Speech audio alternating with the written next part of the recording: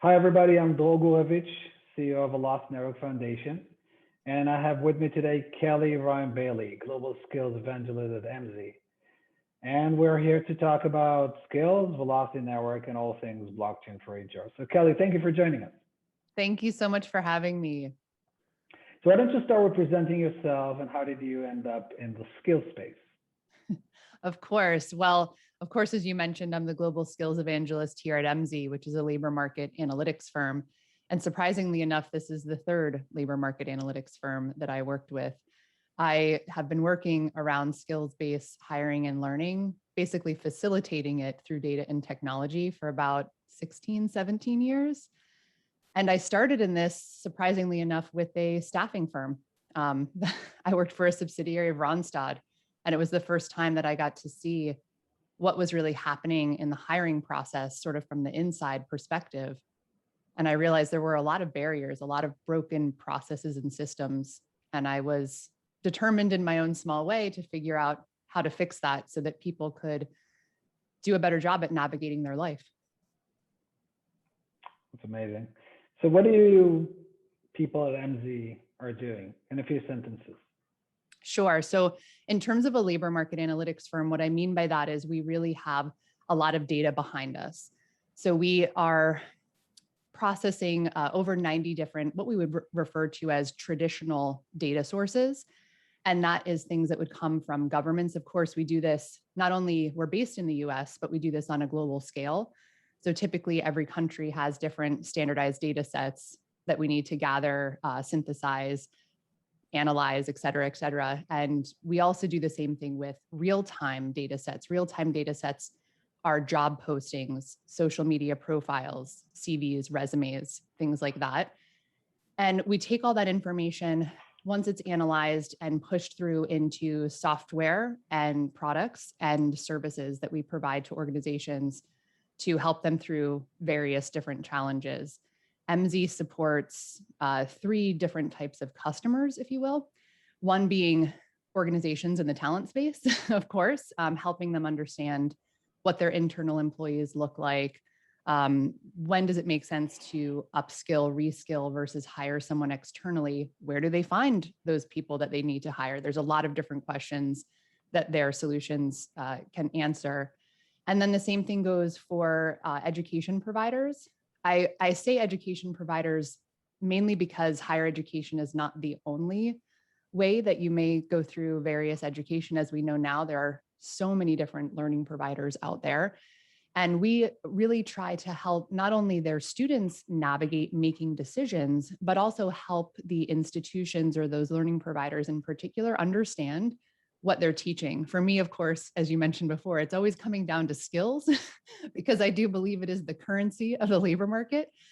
And then we also serve in a regional context, meaning ecosystems or marketplaces of employers and education providers trying to work together to create almost a talent marketplace, talent pipeline kind of stuff. And how do you do that? I mean, I understand the type of customers, but what exactly is the core value proposition and the core asset that you bring to these type of engagements? Typically, it's really the data. Of course, a lot of times within these organizations, you can imagine some of the very large corporate HR organizations may have a ton of data analysis staff available, but some of the smaller organizations do not. So they're essentially outsourcing that function. If we just dumped a bunch of data at their doorstep, they may not be able to do a lot with it. Hence why we put that into software. In some cases, we may be outsourced, they may outsource from a consulting perspective to MZ, but it's really, imagine if, I'm trying to think of a great analogy that's just a simple example, but I'm going to bring it. I always say, imagine if you were looking for white sheets. If you Google white sheets, obviously there's a lot of options. And then you have to narrow down those options before you can make an informed decision. And that's the same way that you can think about this labor market data. There's a lot of narrowing down that has to happen before you can make that informed decision. So what I've seen in your demonstration is that you have an ability to take a job title, right? And then anticipate what are the skills this individual that reports to having this employment history record is likely to have based on the huge amount of data and cross correlations that you can do on this data. Exactly. And I'll even use an example based on obviously the work we're doing with Velocity is to break down, the idea that someone's education history can be immediately authenticated and potentially employment history as well can be immediately authenticated. That is an amazing first step. But when you think about the value to an organization, it's really, really high, right? Because this is saving a ton of time, a ton of money. We can go through all the reasons.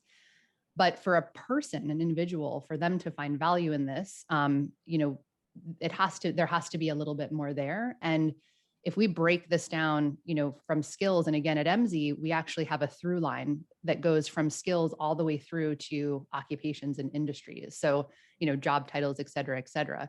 We think of this as almost a translation layer. So every company may use different job titles for the same job. A lot of times they even have very similar jobs that are called different things in their own organization. So there's no really standard when it comes to how we write a job posting or a job description. And what we're trying to do is break it down in the best way possible that we can so that, a software developer over here, maybe it's not called a software developer over here, but we can discern that based on the information provided, those two are the same roles. And then when we look at a person navigating, we may say, hey, even though you've been a software developer, you're actually perfectly have all of the skills and former work history and educational history that fits into like 10 different types of jobs. We sort of open their awareness. And that, as you can imagine, is also very valuable for an organization that's trying to move people around as well. Yeah. So here's why I was extremely excited to have you on board the Velocity Network Foundation.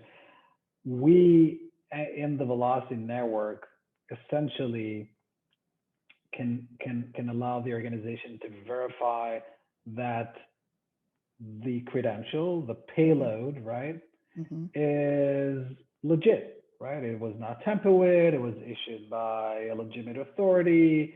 It was not revoked at a later stage, and so on and so forth. And then the employer or whatever stakeholder in the labor market we're talking about, now they have a credential that says someone used to be a project manager at Apple. But it says nothing, right? It says nothing when it comes to decision making. And since we are into skills-based hiring, essentially, we have no idea what type of skills this title, is saying about the individual. Not to talk about the fact that someone from Siemens can also come with a job title project manager, and these are two different skill sets completely. So that whole semantic layer, if we think about machine readable data and data that is driven and data analysis and decision making that is driven by machine, at least to some extent, then we are lacking at this point the semantic layer. And I've seen so many efforts trying to build skills ontologies, right? But since the skills map moves so quickly, it's just a moving target. And once you complete this huge endeavor of building a skills map or skills ontology or jobs or in positions a hierarchy or architecture for even a single industry, the moment you've completed the work, it's irrelevant. So you're doing this in a very different way, right? You're doing this in a dynamic way. Could you tell us a little bit about this? Of course. And this is really exciting because I've been around that world for so long where it's so frustrating to me when I see an organization spend a 3-year time period, a ton of resources, a ton of money on building something out. And by the time they're done, it's already changed. Yeah. Yeah.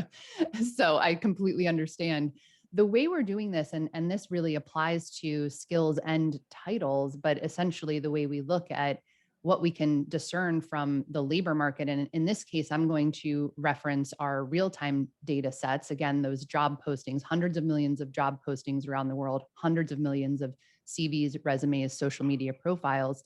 There's actually quite a lot of information in there that we can pull out from. And so what we decided to do, and I've been involved in, building skills taxonomies in the past. In the past, what we tried to do, because most people were extremely concerned about using real-time data to make decisions. And a lot of the times when we built out taxonomies, we mirrored what governments were building out. So in the case in the US, we were mirroring ONET and SOC codes. And so we were creating a very structural taxonomy. And that's why the words are different, taxonomical versus ontological, of course. But we created this very structured way to classify skills. And it started with, one category, and then there were subcategories, and everything was super clearly defined. And again, that was great in one sense because people were a little bit more confident on using that information when they made decisions, because it, leaned on, or you could compare very easily to what was happening from a standardized data set. The only problem is the job market doesn't work that way. I think we've all seen, even in this last period of time, if you didn't know it before, jobs change very quickly. As the economy fluctuates, jobs fluctuate. As new technologies come available, that changes. As things are being automated, there's so many reasons why this is constantly changing, but jobs change very rapidly. And so at Emsi, we decided to scrap that whole structure. We were like, forget it, because it just doesn't work that way. What if we just flipped the model and we just looked at how skills are naturally occurring? I say in their natural habitat, but essentially, how do we see skills within jobs? Let's just look at it that way. Could we create some sort of structure that would allow us to do that? Of course, technology advances that have happened allow us to do this. In the past, they didn't. So there are reasons why people didn't think of this earlier. But what we can do is we can actually just see how are skills occurring in job postings and social media profiles, et cetera. And instead of creating a structure, it's almost like I use the analogy stars in a universe. They're supposed to be all over the place. They're supposed to move as things happen. And that's just the way skills are. But we want to capture the movement as opposed to what is happening in one moment in time. And so we did that. And then we decided to open source it in an API in a library. That is being kept up to date because of our data and on every 2-week basis. But the great thing about it is all of the skills in this library, I think there's a little over 35,000 now. They all have their own uniquely identifiable machine readable tag. So again, when we talk about technology to scale these things, the idea being that the systems would be able to read them.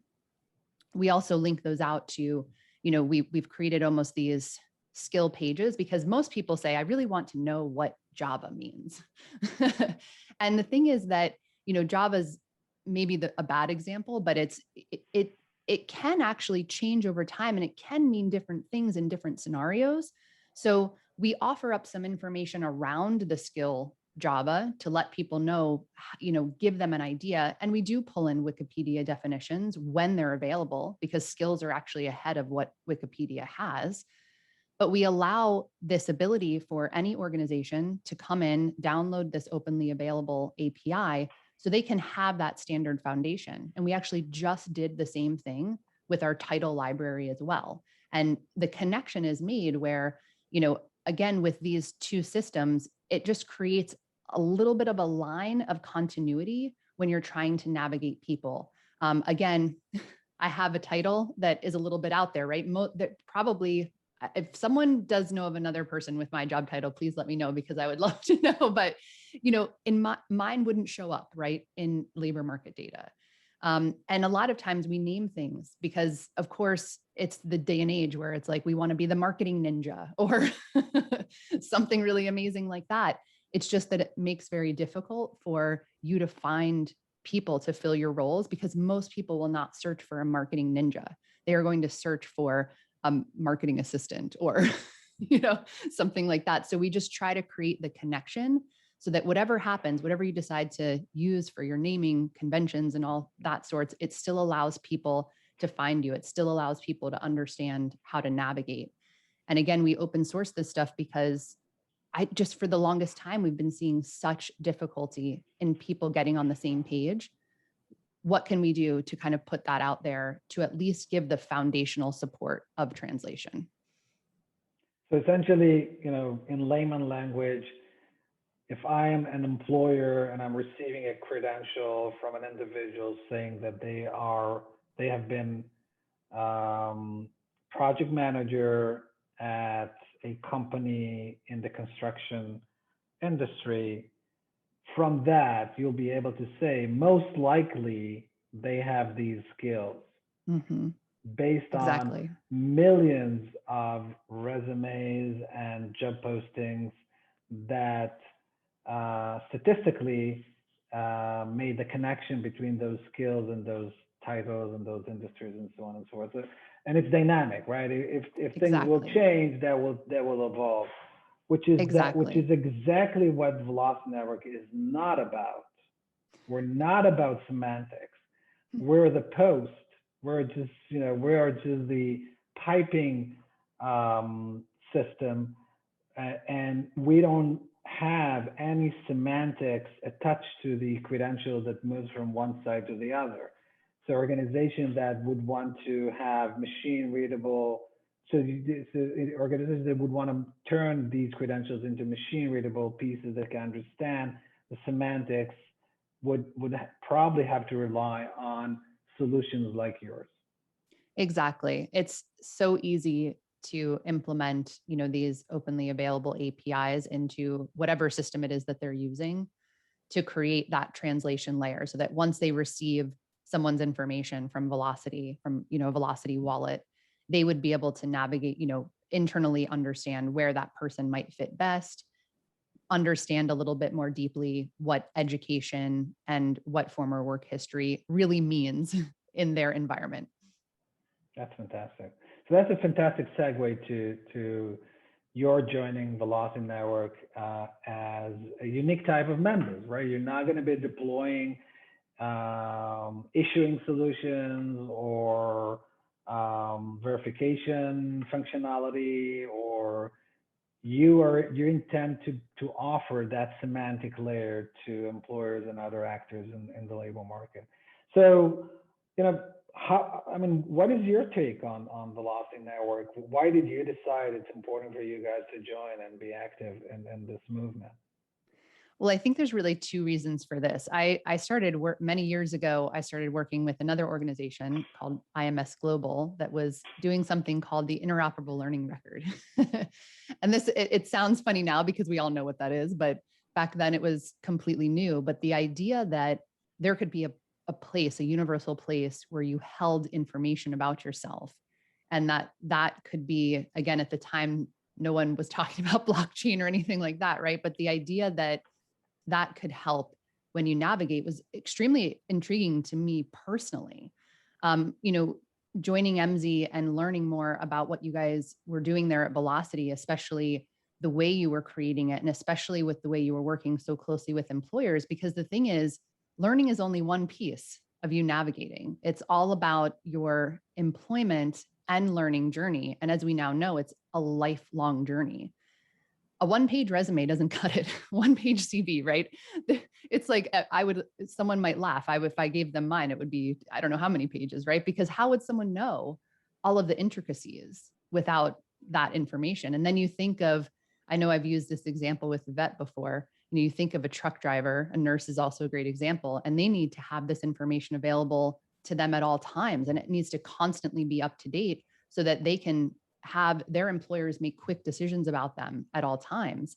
Not necessarily every job is like that, but there's layers of that and complexity of that.